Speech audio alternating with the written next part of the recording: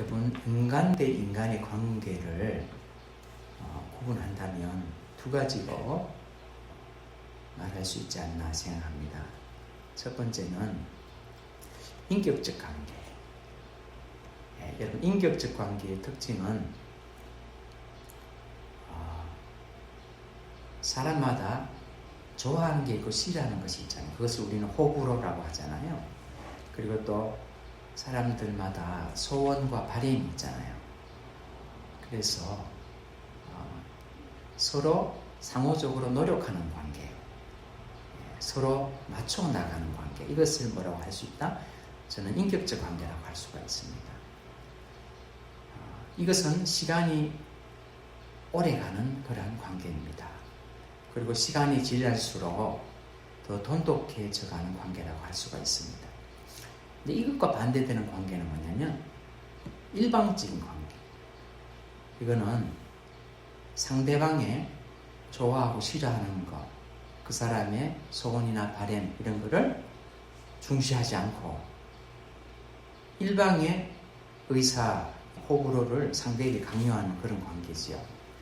어떤 경우에 이런 관계가 이루어지느냐? 보통 우월적인 상호관계가 될 때 이런 일이 발생하지 않나 생각을 합니다. 그래서 신분이나 지위, 경제력, 지적인 능력 이런 것들이 한쪽이 더 우세할 때 그때에 이러한 일방의 의사와 호불호를 상대방에 강요하는 관계가 맺어질 수 있다는 것이죠. 그런데 이런 관계는 오래 가지를 않습니다. 인격적인 관계가 아니기 때문에 어떤 계기가 되면 이 관계는 와해될 수가 있는 거죠. 이것이 인간 대 인간의 관계라면 우리 인간과 하나님의 관계는 어떨까? 근데 성경에서는 하나님을 어떤 분으로 묘사하냐면 인격적인 신이다, 그렇게 묘사를 하고 있어요. 그것을 어떻게 알 수 있느냐? 세 가지로 알 수가 있어요. 첫 번째로 언약 관계를 맺으시는 하나님이라는 것을 통해서 알 수 있어요. 언약 관계는 우리 인간의 표현으로 바꿔보면 부모-자식 관계라는 거죠. 이것은 사랑의 관계인 거죠. 인간 대 인간의 관계와 차이점이 있어요. 어떤 차이점이 있냐면 인간 대 인간의 관계는 대등한 관계라면 이 하나님과 그의 백성의 관계는 대등한 관계가 아니에요. 사랑의 관계예요. 왜 그러냐면 하나님은 전능하시고 전지하시고 창조주신 반면에 인간은 유한한 피조물이죠. 그렇기 때문에 대등한 관계가 될 수가 없어요. 그래서 언약 관계는 뭐다? 사랑의 관계인 거죠. 하나님은 이런 사랑의 관계를 맺으시는 분이다. 그 다음에 또 두 번째 하나님 인격적인 신이라는 것을 어떻게 아느냐? 하나님은 인간에게 뭘 주셨냐면 자유의지를 주셨어요. 그래서 하나님의 호불호가 성경 말씀에 보면 잘 나타나죠. 하나님이 뭘 좋아하시고 하나님 뭘 싫어하시는지 잘 나타나는데 이걸 하나님께서 강요하지 않으세요. 인간에게 선택권을 주세요. 그래서 그 선택을 스스로 할 수 있도록. 그래서 모세오경을 주시면서 거기 보면 하나님의 원하시는 것을 선택할 때 얼마나 복을 받고 반대의 결과 얼마나 저주를 받는지 자세하게 설명해 주시죠. 그래서 인간에게 뭘 주신다? 선택권을 주시는 거예요. 자, 이것이 하나님의 인격적인 신이라는 것을 알 수 있고, 그런데 세 번째는 하나님께서 끊임없이 권면하고 징계하시는 분이라는 것을 통해서 알 수 있어요. 올바른 선택을 하도록 끊임없이 권면하고 또 그렇지 못할 때는 징계한다는 거죠. 근데 이거는 하나님 편에서 엄청난 인내가 요구되는 거죠. 구약 성경을 읽어보면 하나님의 인내가 많이 나오잖아요. 하나님께서 선지자를 보내고 사사를 세우고 계속 올바른 선택을 하도 끊임없이 권면하고 징계하시고 이건 하나님 편에서 엄청난 인내가 요구되는 거죠. 그래서 이 세 가지를 우리가 통해서 뭘 알 수 있냐? 하나님은 어떤 분이다? 인격적인 신이라고 것을 알 수가 있어요. 그런데 반면에 우상은 인격적인 관계가 아니죠. 신의 진노를 달래고 복을 빌기 위한 대상으로 만들어진 거죠. 그리고 실체가 없죠. 이건 인간 필요에 의해서 만들어진 존재들이기 때문에 여기는 인격적인 게 없어요. 여기서 중요한 교훈이 뭐냐면 우리가 하나님을 인격적인 관계로 발전시키지 않으면 자칫 하나님과의 관계는 어떻게 된다? 기복적인 관계, 형식적인 종교의 관계로 전락하고 마는 거예요. 그래서 인격적인 하나님을 잘 이해할 때에 하나님과 점점 친밀한 관계로 들어가는데, 반면에 그렇지 않으면 기복과 형식적인 종교로 전락해버리고 만다는 거지. 오늘 이 본문의 1절로 8절은 하나님의 인격적인 이 세 가지 측면이 잘 드러나고 있다는 거예요. 그래서 오늘 여러분과 함께 이 말씀을 통해서 우리 하나님은 이런 분이구나. 그러면 나는 어떻게 관계를 발전시켜 나갈 것이냐에 대한 교훈을 발견할 수 있다는 것이죠. 이 본문을 이해하기 위해서는 항상 배경을 우리가 알 때에 훨씬 더 잘 이해할 수가 있습니다. 이 미가는 이사야와 동시대에 활동한 사람이에요. 그래서 상황이 같다 보니까 이사야서와 유사점이 많다. 그리고 이 당시에는 북이스라엘이 이미 멸망한 상태예요. 미가 선지자는 남유다 선지자거든요. 그럼 남유다의 상황은 어땠느냐? 영적 종교적으로 아주 타락한 시대였어요. 전 계층이 사회 전반적으로 이 타락이 만연하고 있었어요. 그리고 이것을 바로잡아야 할 종교 지도자들은 재물을 축적하기 위해서 가난한 사람을 압제하고 수탈했어요. 나라가 이렇다 보니까 부유층과 권력을 가진 세력가들은 기득권을 유지하기 위해서 당시에 북이스라엘을 멸망시킨 아수르라는 이 신흥 강대국 제국을, 그리고 전통적인 강대국 애국과 친하게 지내고 거기 아부하고 완전 엉망인 거예요. 지금 남유다. 그래서 이미 하나님께서 심판을 확정해 놓은 상태예요. 확정해 놓으시고 미가라는 선지자를 통해서 말씀을 주시는 거예요. 자, 그럼 우리 1절부터 한번 볼까요? 뭐라고 말씀합니까? 너희는 여호와의 말씀을 들을지어다. 우리나라 성경에는 원어가 하나 빠졌어요. 청컨대 제발이라는 단어가 빠져 있어요. 그걸 넣어서 제대로 해석하면 지금 내가 하는 말을 반드시 들어야 한다, 이런 말이 돼요. 이어서 보면 너는 일어나서 산을 향하여 변론하여. 근데 여러분, 여기서 너는 누구냐면 이스라엘을 말하는 거예요. 그런데 어디를 향해서 변론하냐? 하나님을 향해서 변론하라고 하지 않고 산을 향해서 변론하라는 거예요. 왜 하나님께서 산을 향해서 변론하라고 하시느냐? 구약 성경의 여러 곳에서 옳고 그름을 판단하는 일에 자연히 부름을 받는 경우가 많아요. 2절 상반절에 보세요. 너희 산들과 땅의 견고한 지대들아. 산과 땅을 또 하나님이 호출하시죠. 왜 하나님께서 산을 배심원으로 호출하시느냐? 그 이유는 인간은 이해관계에 좌우되잖아요. 또 우리 사는 시대도 그렇죠. 재판이 어떻게 됩니까? 자꾸 굽어지죠. 인간은 진실한 판결을 보장하지 못하는 거예요. 그런데 자연은 변함없지요. 그래서 여기서 하나님께서 이해관계에 좌우되지 않고 진실한 정인이 될 수 있는, 그리고 이스라엘의 역사를 묵묵히 지금까지 지켜본 산과 땅, 자연을 배심원으로 호출하시는 거예요. 확실하고 진실한 배심원들이다. 그러면서 하나님께서 정죄부터 막 하시는 게 아니고 변론하는 기회를 먼저 줍니다. 그래서 1절, 2절은 상호 변론을 요구하세요. 그래서 1절에서 뭐라고 하셨습니까? 이스라엘아, 너는 일어나서 한번 너희들의 입장을 한번 변론해봐라. 그래서 공동 번역은 뭐라고 번역하면 이렇게 번역합니다. 일어나 산악을 향해 변명해봐라. 할 말이 있거든 언덕들에게 말해봐라. 하나님께서 변론의 기회를 주시는 거예요. 상호 간의 변론을 통해서 누가 옳고 그른지를 가리고 그 다음에 그들의 죄악을 선명하게 깨닫게 하시고, 그리고 이어지는 하나님의 심판의 공의로움을 인정하도록 하시기 위해서 이렇게 하시는 것입니다. 여기서 하나님 인격적인 면모가 드러나지요. 불가피한 심판의 지금 상태에 있음에도 불구하고 먼저 백성과 변론하시려고 하는 그 하나님의 모습을 볼 수가 있다는 것입니다. 3절로 5절에는 이제 하나님의 변론이 시작됩니다. 우리 4절 같이 한번 읽겠습니다. 내가 너를 애굽 땅에서 인도해내어 종노릇 하는 집에서 속량하였고 모세와 아론과 미리암을 내 앞에 보냈느니라. 자, 여기서부터 하나님께서 쭉 과거사를 이야기하세요. 크게 뭉뚱그려서 말씀하세요. 먼저 뭘 이야기하냐? 이스라엘이 민족으로 있을 때 여러분 나라가 되려면 주권이 있어야 되고 땅이 있어야 되죠. 지금 애굽 왕의 종으로 있었어요. 그냥 이스라엘 민족 노예 상태로 있었어요. 그때 하나님께서 인도해내셨다는 거예요. 영광스러운 하나님의 백성을 구원해내셨다는 거예요. 근데 그게 쉬웠습니까? 배후의 초자연적인 하나님의 역사, 그게 아니면 그 당시에 초강대국 애굽을 이길 수가 없죠. 하나님의 놀라운 역사를 퍼부었죠. 하나님. 그런데 누구를 보내셨어요? 세 사람을 보냈죠. 4절 하반절에 모세, 아론, 미리암. 신실한 세 사람을 하나님 보내셨다는 거예요.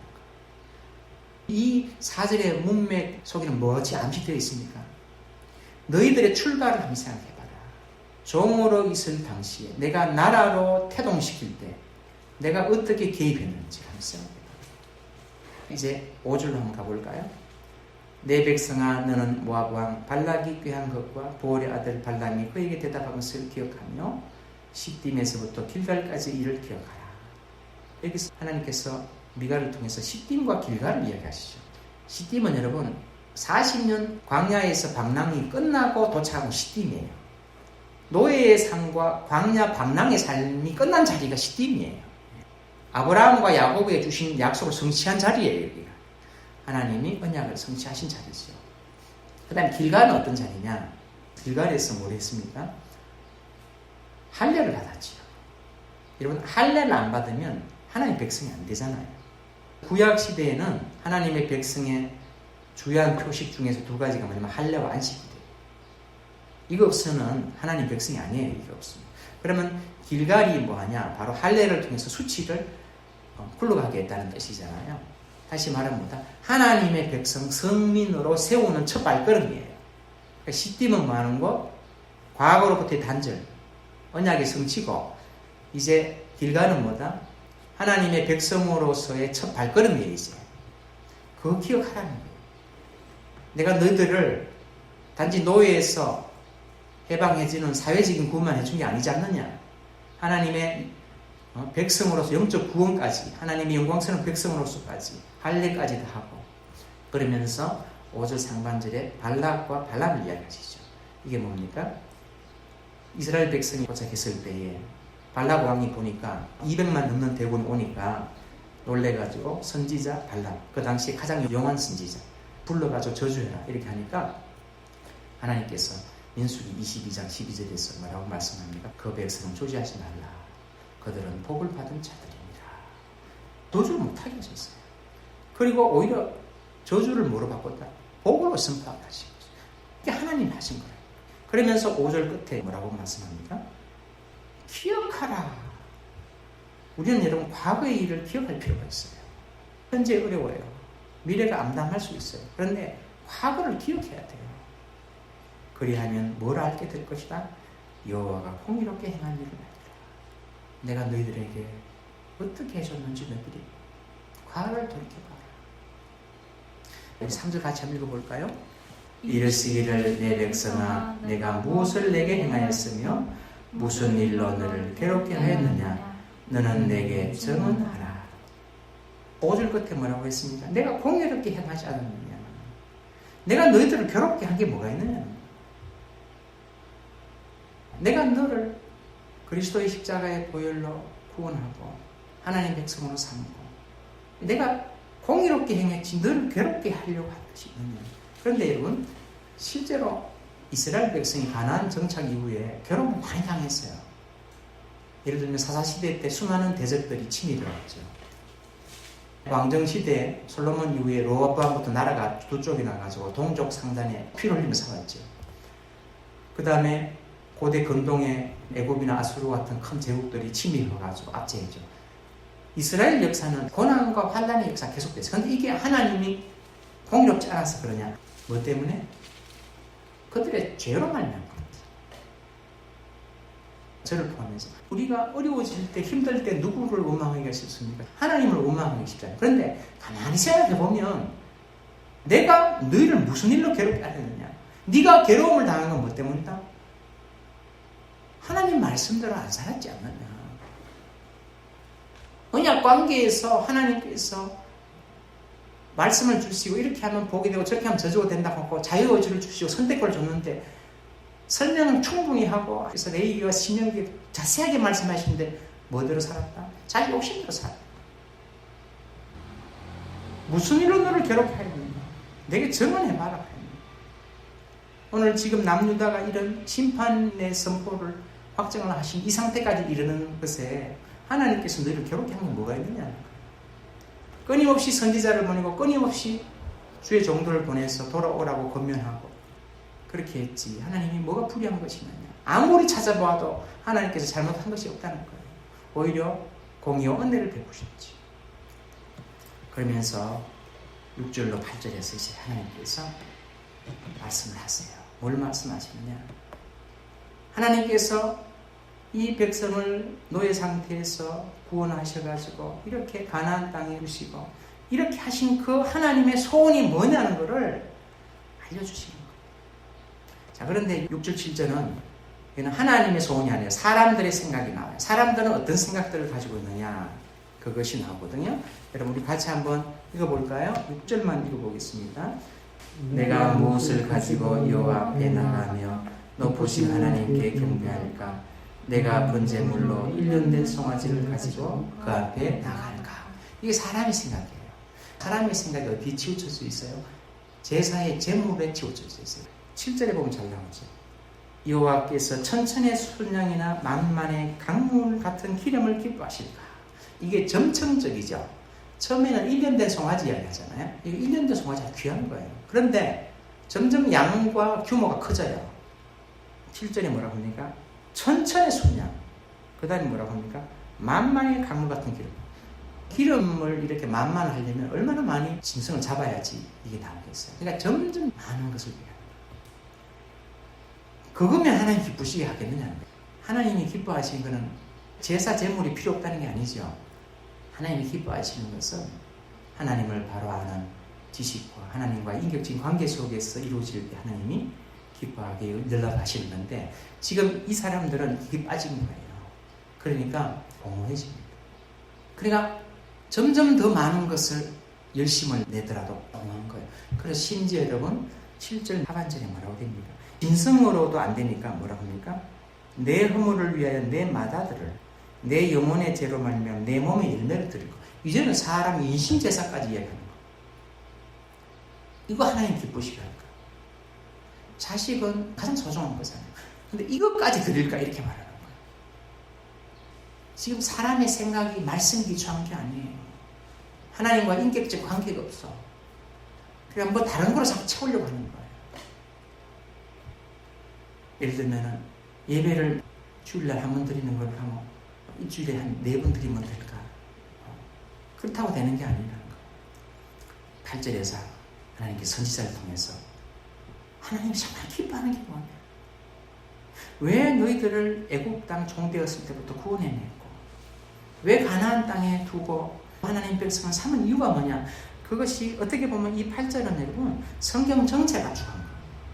8절 같이 한번 읽어볼까요? 사람아 주께서 선한 것이 무엇임을 내게 보이셨나니 여호와께서 내게 구하시는 것은 오직 정의를 행하며 인자를 사랑하며 겸손하게 내 하나님과 함께 행하는 것이 아니냐. 주께서 선한 것이 무엇임? 이게 뭘까요? 하나님의 백성을 향한 하나님의 소원이 무엇인 것을 보이셨나니 계시를 통해 6절과 7절처럼 그렇게 인간 측면에서 생각할 때 제물로 접근하잖아요. 그게 아니고 하나님이 계시를 통해서 알려주시는 하나님이 뭐 원하신다는 거예요. 자, 내용을 이제 하나 둘 셋 살펴볼 텐데 자, 그럼 첫 번째부터 한번 보겠습니다. 첫째는 정의를 행하며 이 정의라는 말은 히브리어로는 미시파트라는 말입니다. 요거는 하나님의 속성이지요. 하나님의 백성들이 담기를 원하는 게 바로 이거거든요. 그러면 정의가 뭐냐? 두 가지 차원이 있어요. 개인적인 차원과 사회적인 차원이 있어요. 개인적인 차원이 뭐냐면 하나님의 속성인 정의를 내 개인적인 차원에서는 어떻게 드러나느냐면 나의 행동과 말과 생각과 사상에서 정직함으로 정의로 드러난다는 거예요. 정의라는 것은 말과 생각과 사상과 행동과 동떨어질 수가 없는 거죠. 그것이. 그렇기 때문에 개인적인 차원에서는 내 외면에서 드러나는 거예요. 개인적인 차원. 자, 그런데 여기서 끝이지 않는다는 거예요. 왜냐하면 확장될 수밖에 없어요. 왜냐하면 인간은 혼자 사는 존재가 아니잖아요. 외딴 섬이 아니잖아요. 공동체 생활을 안 할 수가 없잖아요. 그러니까 하나님의 정의가 나로부터 누구에게 흘러갈 수밖에 없다. 남에게 흘러갈 수밖에 없는 거예요. 공동체 삶을 사니까. 여러분, 내가 말과 생각과 사상과 행동이 정의롭고 정직하면 이게 나만의 일이 아니지요. 공동체 속에는. 흘러갈 수밖에 없는. 이 사회적이 될 수밖에 없는 거예요. 근데 사회에는 어떤 사람들이 있습니까? 약자들이 있죠. 그렇기 때문에 두 가지를 하는 거예요. 첫째는 소극적으로는 그 사람들을 압제하고 확대하지 않아요. 그 사람들을 이용해 먹지 않는다는 거예요. 둘째는 적극적으로는 도와줘요. 실천하는 거예요. 개인적인 차원과 사회적인 차원은 불가분의 관계예요. 그러니까 세상은 뭐 어떻게 되든 나는 내 신앙만 지키면 이게 그렇게 안 되는 거예요. 그래서 하나님의 정의라는 것은 개인적 차원과 사회적 차원을 다 포괄하는 거예요. 자, 그런데 이 남유다 사람들은 어떻게 되느냐? 백성들로부터 지도자들에게 이르기까지 미가서 3장에 보면 여러분 그 말이 잘 나오는데 한번 잠깐 돌아가 볼까요? 여기 보니까 3장 1절 같이 읽습니다. 내가 또 이르노니 야곱의 우두머니들과 이스라엘 족속의 통치자들아 들으라. 정의를 아는 것이 너희의 본분이 아니냐. 자, 여기 말씀하시죠. 정의를 아는 게 하나님 아는 게 아니냐는 거예요. 지금 2절로부터 쭉 읽어보면 그들의 삶이 이렇습니다. 여러분. 선을 미워하고 악을 기뻐해요. 약자들을 보호하고 도우가 주는 게 아니고 백성의 가죽을 벗기고 살을 뜯어먹고 뼈를 꺾어요. 그리고 그 정의가 구현되어야 될 재판장에서는 뇌물을 받고 지도자들은 돈 받기 위해서 교훈을 베풀고 선지자들은 하나님의 말씀을 가르쳐줘야 되는데 돈을 위해서 점치는 사람이 되고 3장에서 지금 이야기가 나오는 거예요. 하나님의 정의가 완전히 지금 무너진 거예요. 그러니까 결과가 뭐냐? 결과 한번 같이 읽어볼까요, 여러분? 4절 한번 읽어볼까요? 3장 4절. 그때에 그들이 여호와께 부르짖을지라도 응답하지 아니하시고 그들의 행위가 악하였던 만큼 그들 앞에 얼굴을 가리시리라. 부르짖어도 응답 안 하신다는 거예요. 얼굴 가리신다는 거예요.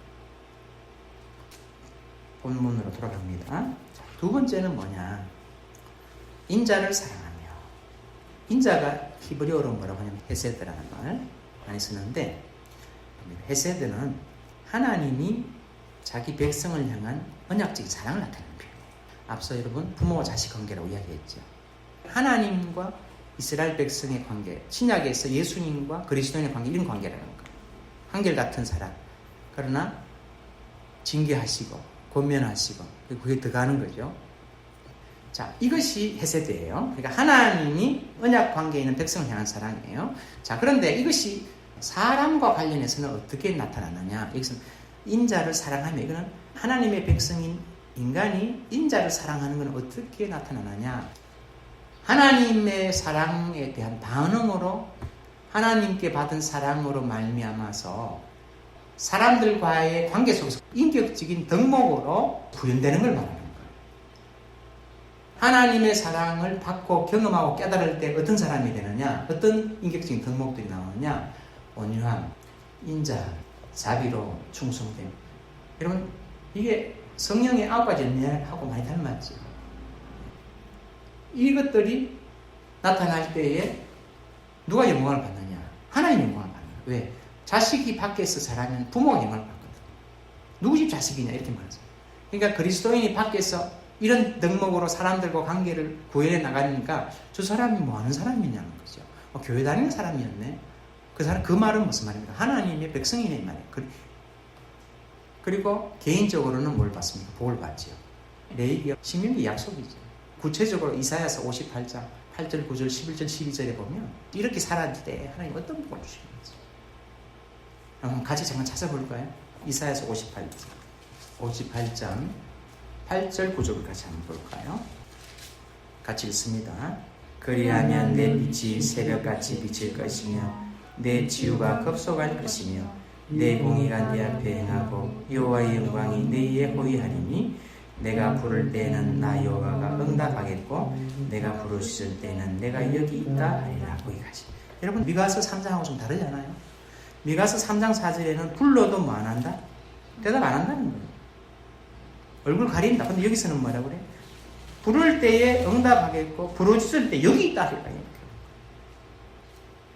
뭐가 이런 큰 차이를 만들어냅니까? 하나님과 인격적인 관계. 세 번째, 8절 하반절에 보니까 뭐가 있습니까? 겸손하게 내 하나님과 함께 행하는 것이 아니냐. 여러분 여기서 키워드는 뭐냐면요, 겸손해요. 왜 그러냐면 여러분 두 사람이 동행을 하려면 서로 맞추지 않으면 동행이 안 되잖아요. 여러분 그렇죠? 자기 주장하면 동행이 안 되잖아요. 그러면 하나님과 동행하려면 하나님 말씀에 내가 맞춰야 되는 거예요. 그게 뭐냐? 겸손이라는 거예요. 그것이 하나님을 하나님으로 인정하고 자신이 피조물됨을 자각하고 인정하는 거예요. 그때에 보일 수 있는 인간의 올바른 태도는 뭐냐면 겸손밖에 없다는 거예요. 하나님을 하나님 인정하는 거예요. 내가 피조물임을 자각하고 한계를 자각하고 하나님 말씀이 옳다는 것, 하나님 말씀에 최고의 권위를 두고 그렇습니다 하나님, 내 경험하고 안 맞고 세상의 기준이 안 맞아도 그 하나님 말씀이 맞아요. 그게 바로 겸손이라는 거예요. 그때 뭐가 필요해서 시작된다? 하나님과 동행이 시작되는 거예요. 뜻이 안 맞는데 어떻게 동행을 하겠습니까? 하나님과 타협해가지고 동행이 안 되는 거예요. 하나님을 나에게 맞추려고 해서 동행이 안 된다는 거예요. 이럴 때는 하나님께 모든 것을 다 의탁하는 사람이에요. 하나님 말씀을 100% 신뢰하니까 하나님은 온전히 의탁하는 사람이 될 수밖에 없죠. 그럼 하나님께서 그런 사람을 어떻게 하신다? 즐거워하시고 그 영혼의 소원을 만족하게 하신다. 이게 바로 시편 103편의 내용이에요. 저 사람이 여호와를 경외하는 자예요. 여호와를 경외하는 자가 받는 복을 거기서 말씀하고 있어요. 결론의 말씀을 드립니다. 하나님은 인격적인 신입니다. 무상하고 차이점 못한. 무상은 일방적인 관계예요. 인간의 필요에 의해서 만들어지는 것입니다. 그런데 사람들이 왜 교회나 성경을 부담스러워합니까? 우상들은 요구하는 게 별로 없어요. 내가 세상에서 어떻게 살든지 간에 가서 그냥 복을 빌면 되잖아요. 그리고 진노를 피하기 위해서 제사를 드리잖아요. 그런데 우리 하나님과의 관계는 그거 가지고 인격적인 관계가 될 수 없는 거예요. 그래서 그 인격적인 하나님이랑 어떻게 한다? 언약 관계를 맺으셨다. 부모, 자식. 그 다음에 선택권 좀 자유의지. 그리고 내버려 두는 게 아니라 끝없이 건면하고 징계하시고 성령을 통해 징계하시고 건면하시죠. 그것이 오늘 본문에 잘 나타나고 있다. 그래서 오늘 본문에서는 일방적으로 정죄하시는 게 아니고 변론의 기회를 주시죠. 너희들 다 한번 변론해봐라. 한번 말해봐라. 그래서 이사야서 1장 18절에 말씀하고 여기 갔습니다. 오라 우리가 서로 변론하자. 변론해서 목적이 징계만 하기 위한 게 아니지요. 죄악을 깨닫고 하나님의 공의로우심을 인정하고 그리고 뭐하도록 회개에 궁극적으로 일을 하는 것이죠. 그럴 때보다 너희 죄가 주홍 같을지라도 눈과 같이 이게 되고 진홍 같을지라도 양털같이 되는 역사가 있는 것이죠. 하나님께서는 사람들의 오해를 찢어가시죠. 재물을 더 좋은 것 갖다 드리면 되나? 그게 필요 없다는 이야기 아니에요. 재물 중요해요, 하나님한테. 그런데 그게 핵심이 아니라는 거예요. 하나님이 궁극적으로 원하시는 게 뭐냐? 하나님의 소원을 8절에서 말씀하시죠. 바로 공의를 행하고. 왜? 하나님을 닮은 하나님의 백성은 하나님을 닮은 사람이거든요. 그냥 하나님의 속성이 공의거든요.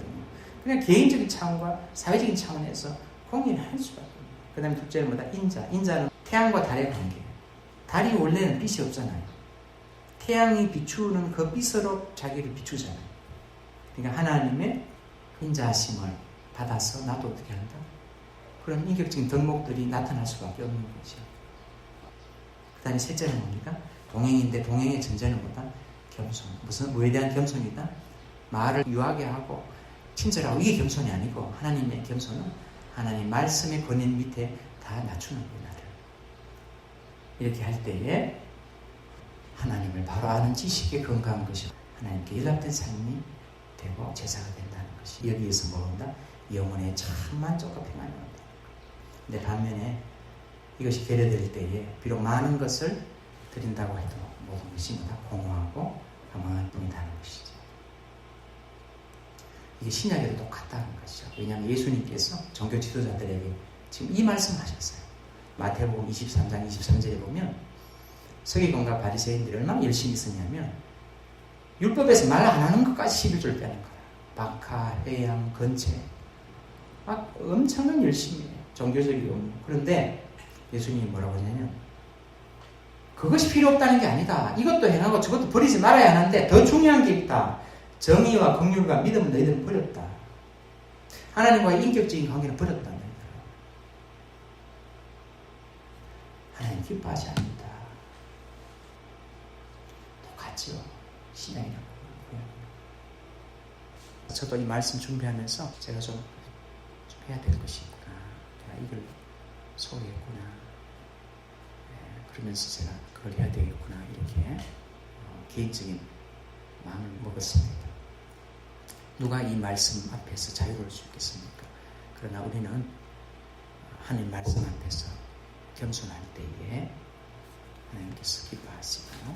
그리고 그때부터 하나님과의 동행의 첫걸음은 시작되는 것이 아닌가 시작되는 것이. 여러분과 제가 미가 선지자를 통해서 말씀하신 하나님의 말씀과 또 종교 지도자들에게 말씀하신 예수 그리스도의 말씀을 통해서 우리가 하나님과 인격적인 관계를 정으로 발전시켜 나감으로 우리의 삶이 주님의 동행으로 한 걸음 한 걸음 나아가고 그래서 약속하신 놀라운 영육간의 복을 함께 누리는 여러분과 제가 되도록 주님께서 우리의 남은 신앙의 여정 가운데 인도해 주시고 붙들어 주시고 권면해 주시기를 간절히 기도합니다.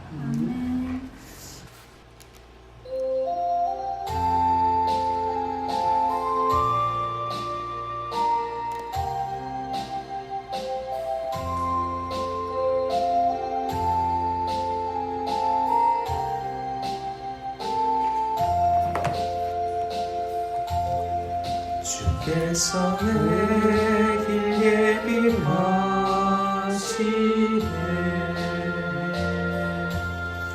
주께서 내 길 예비하시네.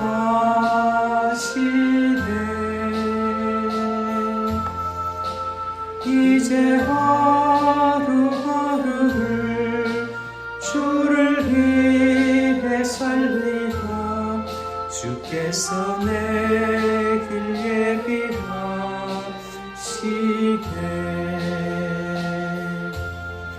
나 이제 주를 따라가려네.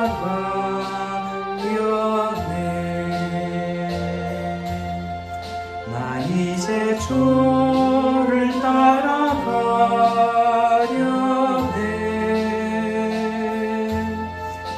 세상 죄길 버리고 생명길을 찾았네. 나 이제 주를 따라가려네.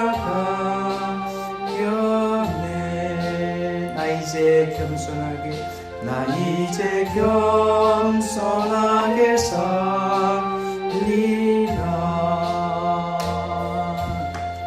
나 이제 겸손하게 살리라. 나의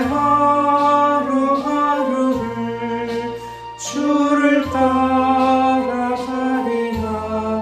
나 이제 겸손하게 살리라.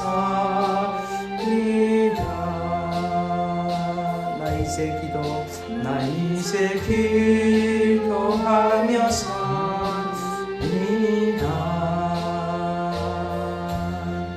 나 이제 기도하며 살리라. 나의 하루하루를 기도하며 살리라. 나 이제 기도하며 살리라. 나 이제 진실하게 살리라.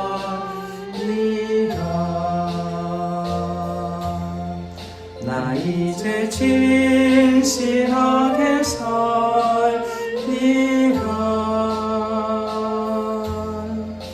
나의 하루하루를 주를 위해 살리라. 나 이제 진실하게 살리라.